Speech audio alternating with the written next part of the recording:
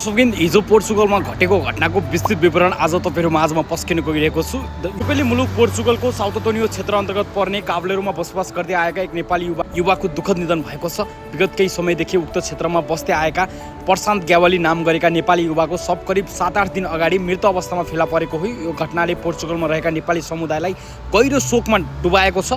मृतक प्रशान्त ग्यावाली नेपालमा दाङ जिल्लाको राप्ती गाउँपालिका वडा नम्बर 1 पाखापानीका स्थानीय बासिन्दा हुन्। करिब 30 वर्षको उमेरमा परदेशिएका ग्यावालीको पोर्चुगल बसाइ भने अत्यन्तै कष्टकर रहेको पाइएको छ। प्राप्त जानकारी अनुसार उहाँ कुलतमा फँसेका कारण लामो समयदेखि परिवार र समाजबाट टाढा रहँदै बेवारिसे जस्तै जीवन बिताइरहेका थिए। एक्लोपन, मानसिक तनाव, मानसिक दबाव र सामाजिक सहाराको अभावले उहाँको जीवन झन् कठिन बन्दै गएको बताइन्छ।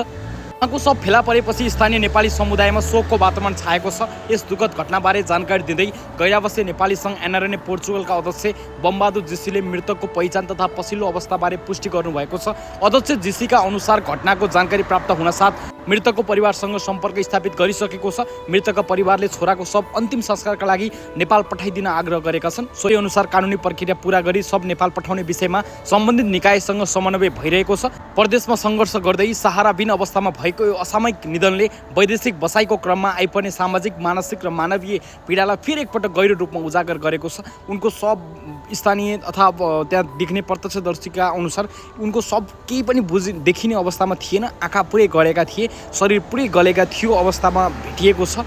र यो घटना अहिले मैले भनेअनुसार तपाईँलाई पत्ता नलाग्ला, यति म लिजबनमा बस्छु, लिजबनमा पनि यस्ता कुलतमा फँसेका व्यक्तिहरू म दिनौँ भेट्छु। तपाईँहरूले पनि भेट्नुहुन्छ।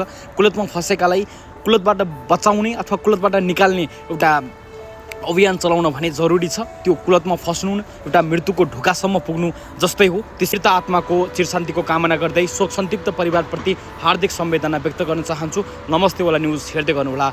नमस्कार।